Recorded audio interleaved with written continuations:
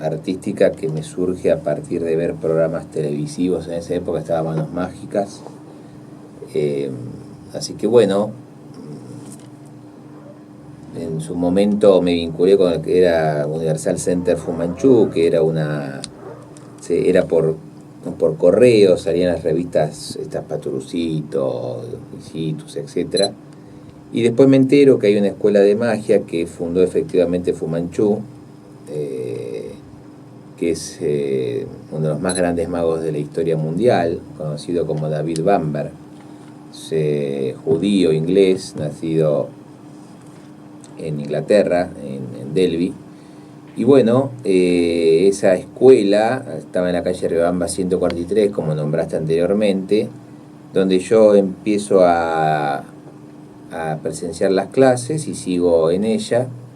Y bueno, y luego no paré más. Después de instancia de mi padre, yo era muy joven, un adolescente, me dice, si vas a hacer magia, tendrías que hacer teatro. Así que estuve haciendo la escuela de Aleso.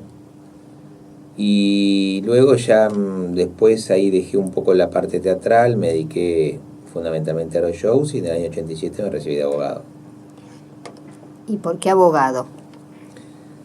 Creo que el tema universitario me llamaba en ese momento. Tenía ganas de hacer alguna carrera y la que más me interesaba era el derecho, porque aglutinaba varios temas. Me gusta mucho la historia, entonces toda la parte incluso institucional en cuanto a lo que requiere una estructura estatal, etcétera, y la justicia fundamentalmente me llevó a inclinarme por el derecho, ¿no? ¿Qué sentís vos en el momento en que haces magia? Pasión, me divierto. Yo creo que en el momento en que yo no me divierta más, tengo que dejarlo. Me divierto, me hace bien al alma. Es como si salgo del gimnasio después de cada show. Mi magia no es la magia clásica, es una magia humorística. Contanos bien. Claro, no es el mago clásico que vos podés pensar de galera, frac y de paloma, o el mago más serio, sino que mi trabajo es interactuar con el público. No está como en el teatro la famosa cuarta pared, sino que el público trabaja conmigo, diríamos, en un ida y vuelta, y yo trato de incluir el humor. Creo que la magia clásica a los 25 minutos, si no está bien hecha, cansa. ¿Te ha pasado capaz de tener un público que que te es más difícil? Siempre está eso, es una buena pregunta. En realidad uno actúa igual, pero el público te condiciona. Es decir, hay públicos más perceptivos que otros. Este domingo pasado hice un show que era un cumpleaños, es un evento social, y efectivamente era un público muy receptivo, con lo cual yo tenía que parar a cada cosa porque era como que estaban muy efusivos. Verdaguer, el gran humorista y comediante, tenía una frase cuando de pronto hacía un show y no salía como él esperaba, decía, ¿qué pasó, Verdaguer? Y él manifestaba, falló el público. Porque en realidad, uno actúa siempre en un tono, en un registro que varía, pero que sabe que es efectivo. Vos sabés que surte efecto lo que vas a hacer.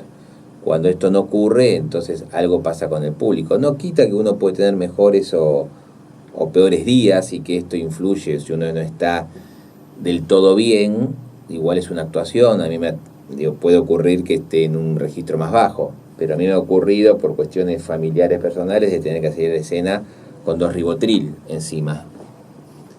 Porque estaba pasando una situación muy angustiante, muy angustiosa, y ahí tenés que seguir igual, ¿no es cierto? Y el público ni se aviva, soy yo, o mi asistente, que hace años que trabaja conmigo y me conoce, pero el público no se da cuenta.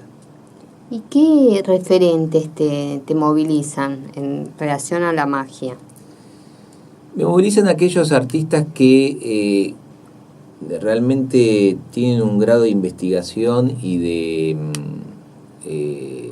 originalidad en el estilo. Bueno, en Argentina no podemos dejar de nombrar a René Laván, por más que no es la especialidad que yo hago, realmente ha sido una celebridad que diríamos excedió, que extralimitó a la Argentina, mundialmente conocido, fundamentalmente, no tanto, es cierto que la falta del brazo de una mano, diríamos, mediatizó el personaje de Laban.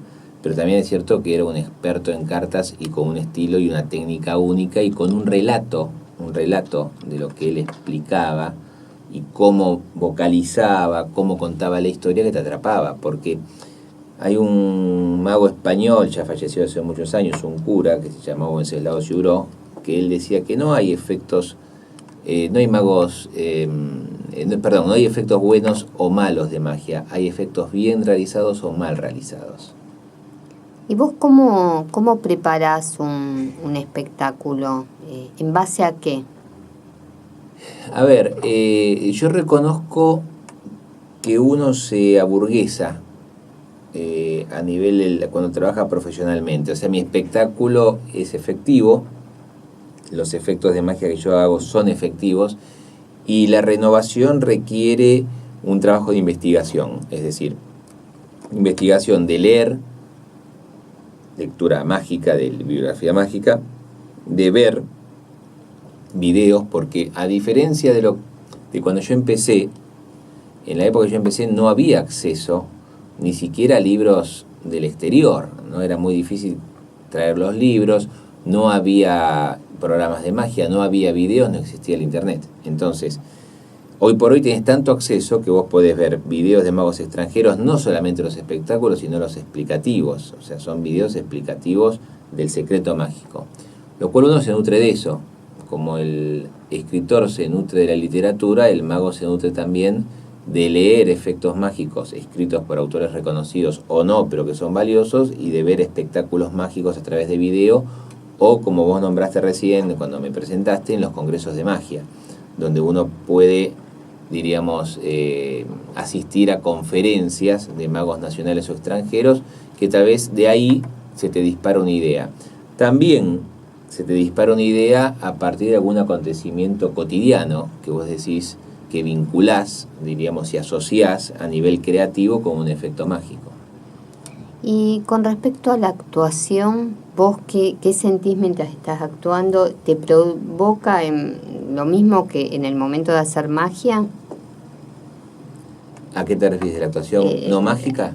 Claro, el tema de la actuación, porque vos, por ejemplo, ahora estás en una obra de teatro, recordanos sí, estoy bien. en Días Rusos, dirigida por Mirta Bodassarian.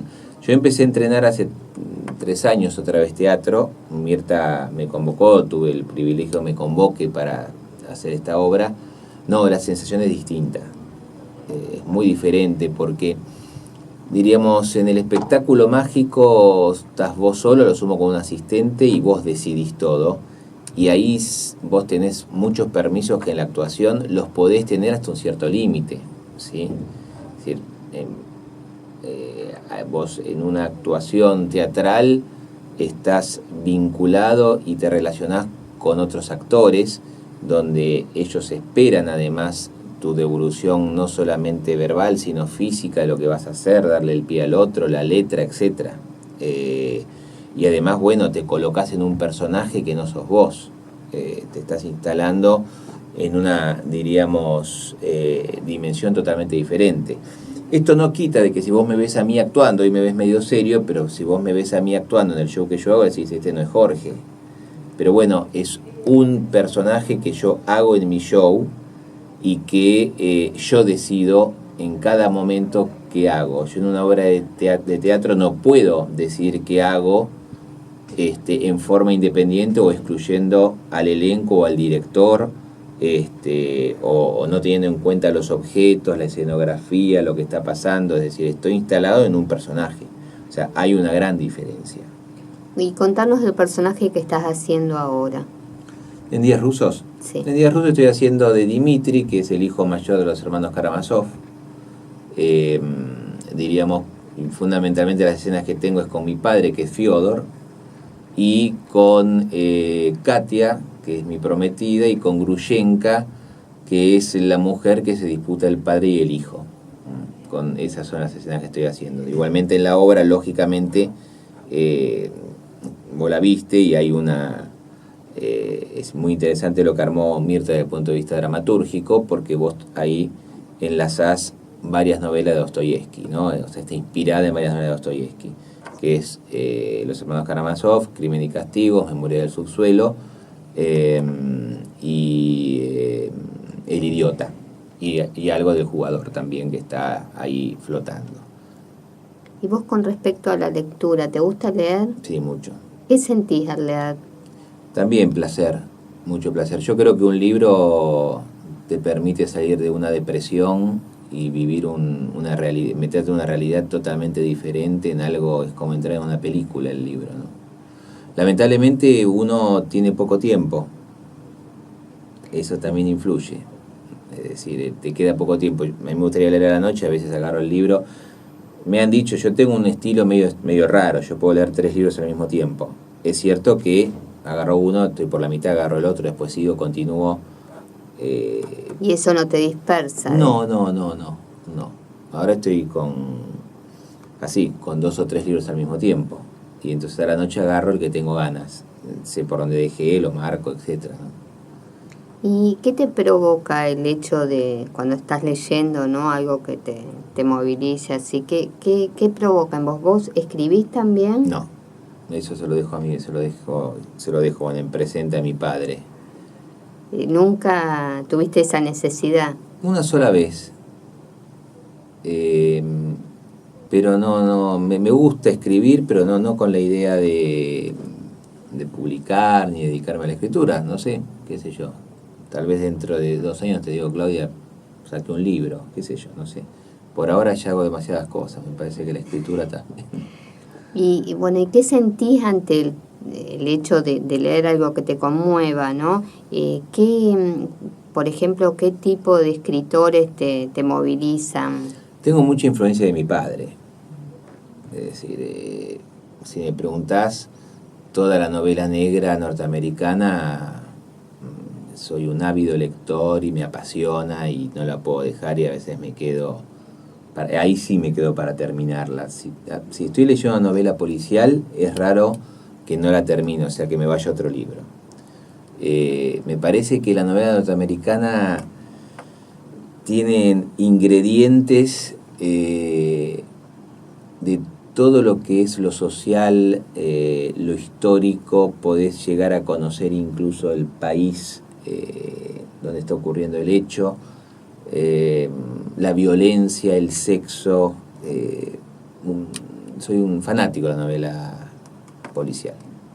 Y de escritores argentinos, aparte de tu papá, ahora vamos a tocar el tema de él, y de otros escritores argentinos. Sí, bueno, de otros escritores, diríamos, he leído fuera del viejo. Hoy por hoy te diría que también son de la época del viejo, ¿no? Porque yo empecé a leer cuando mi padre me ponía los libros, Borges, Art, bueno, Piglia, Tizón, diríamos, te digo los que en general, bueno, hay muchos escritores, Sacomano, creo que hay muchos escritores, te nombro algunos de los que no, estoy leyendo mucho más extranjeros, esta es la verdad. ¿Y por qué? Porque me atrapan más.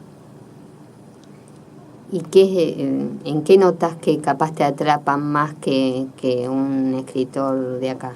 Puede ser que soy muy curioso de aquello que desconozco. En general, lógicamente que la prosa de autores argentinos es muy interesante, el relato es muy interesante, pero a veces, como está muy asociado a aquello que realmente uno ya conoce, y que está novelado, está ficcionado, a veces me interesa más descubrir aquello que desconozco, que con autores, diríamos, extranjeros tenés más posibilidad. Y también porque a veces tienen un estilo que no lo tienen los argentinos, ¿no? Diríamos, me parece que lo que te decía antes, es difícil encontrar un autor policial en Argentina. ¿Y qué estás leyendo ahora? Ahora estoy leyendo un libro justamente de la mirada psicológica de Dostoyevsky, de enero. Es un libro que lo encontré de casualidad en usados, buscando a Dostoyevsky, que es muy interesante porque habla de la vida de Dostoyevsky y cómo cada episodio de su vida fue la producción de alguna de sus novelas. Y la verdad que me atrapó mucho y es muy interesante. Y estoy leyendo un libro que es sobre la vida de Piri Lugones, que también me atrapó, y terminando el libro de Sudestada que me ha obsequiado mi amigo Martín Latorraca de biografía de Frida Kahlo. ¿Qué encontrás en Dostoyevsky? Y turbulencia todo el tiempo. Todo lo que se puede resumir desde el punto de vista de las pasiones humanas y de las relaciones humanas y de las miserias humanas está en Dostoyevsky. De hecho, creo que muchos autores, incluso argentinos, Art se basó en Dostoyevsky, ¿no? Tiene como antecedente de lectura de Dostoyevsky. Creo que es un autor, y me falta leer, no he leído todo. Me parece que si hay alguien que ha conocido el alma humana es Dostoyevsky. De hecho, ha sido estudiado también a nivel psicológico y psicoanalítico porque es un autor increíble. Ahora vayamos a tu infancia. Contanos bien, ¿no? La relación con tu padre, cómo él te fue dando, ¿no? Por ejemplo, recién contaste a Roberto Al, todas lecturas. Contanos bien vos tu mirada de chico con respecto a Andrés Rivera y también por qué Andrés Rivera y no el nombre verdadero, ¿no? De él. ¿Por dónde querés que empiece? Tenés varias preguntas, sí. Por donde vos quieras. No, el nombre, el viejo adopta a Andrés Rivera por su militancia, que era una forma de siempre los militantes de la década del 50 y del 60, no tiene un nombre de guerra porque el viejo no estuvo nunca en los movimientos guerrilleros, pero sí había esa cuestión de que cuando uno militaba cambiar el nombre. Cuando el viejo adopta el nombre de Andrés es porque está viviendo en la calle Andrés Lamas, y el de Rivera lo adopta de José Eustaquio Rivera, que fue un escritor más realista, naturalista, porque en ese momento estaba leyendo una novela que, si bien no era muy trascendente, adoptó Rivera y ahí quedó Andrés Rivera. Esto lo cuenta él y está en todas sus entrevistas o en alguna de sus biografías. Y sí, la relación con el viejo fue muy especial. De chico el viejo se va a vivir a Córdoba, así que yo hubo algunos años con mi hermano que lo veíamos muy poco. Años 69-70 el viejo se radica en Córdoba, así que hasta el 74 que se enferma mi hermano yo lo veía una vez por mes. Pero hablábamos, no era como hoy, ¿viste? Llamaba a una vecina que tenía teléfono. Nosotros con mi madre no teníamos teléfono, así que era la forma de comunicarnos o alguna carta que llegaba. Y ahí es lo que te decía, diríamos en mi infancia o adolescencia, el viejo me empieza a poner libros, no obligatoriamente. Lo primero que yo leí fue Hemingway. Y te diría que a los 14 años leí Por quién doblan las campanas, que me partió la cabeza. El viejo y el mar. Y después me pone toda la novela norteamericana. Chandler, Hammett, Chase, McCoy, o sea, digamos, toda esa camada de autores que creo que el viejo tiene bastante en su literatura de ellos. Contanos cómo era él. El viejo se ha hecho una fama de gruñón o de muy parco y creo que esto cuando se hizo un homenaje a la Feria del Libro yo lo dije y pasé algunos videos donde él mismo en una entrevista a Quiroga lo desmitifica, porque lo que plantea el viejo en la intimidad era un tipo muy afectuoso. Era blanco-negro, eso sí es verdad. No había grises. El viejo no tenía filtro, no tenía un filtro social. Si no le caías bien o le parecías un pelotudo hablando en criollo, te lo podía decir en la cara. Era franco. Totalmente. Era honesto como persona y creo que no es porque sea mi padre, no me alcanzan los dedos de la mano en este país para hablar de gente con honestidad intelectual como fue mi padre. Podemos nombrar, lógicamente, David Viñas, Pacurondo, toda esa camada de gente, Miguel Ángel Bustos, que fue un poeta también desaparecido, gente que respetó su coherencia y la llevó siempre como un estandarte, ¿no? Entonces creo que en este país donde se muta todo el tiempo, ¿no? Donde hoy se dice una cosa y después hacen otra, y que no escapa para nada ni esta derecha macrista terrible, ni tampoco los que se llaman progresistas. Creo que tipos como el Viejo eran peligrosos. ¿Y él cómo veía ya en los últimos años la realidad? El Viejo tiene una frase que se llama, que él decía que la esperanza se escribe en el agua. O sea, él estaba absolutamente, diríamos, desanimado. Él ya veía que este país no tenía posibilidad alguna del sueño de él en la década entre el 50 y el 60, cuando él milita en el PC, con todos aquellos grandes de la época, donde todavía tenían un sueño de una revolución que no pudo ser plasmada. Y no estamos hablando de una revolución tampoco por las armas, sino del trabajo de base, fundamentalmente. De cambiar la cabeza a la gente, de terminar con la explotación, diríamos que siempre a lo Marx, diríamos, ¿no? O sea, de la clase obrera al poder. Esa idea que él tenía con muchos otros, y que además, bueno, en algún aspecto se vislumbraba en La Rosa Blindada, o en algunos otros, diríamos, periódicos donde trabajaron y que trataron de influenciar a través de ello. Creo que el Viejo, su literatura, intentó a través de la literatura hacer algo con ella como para dar una visión diferente del mundo, o por lo menos mostrar en qué mundo vivimos. Ahora seguimos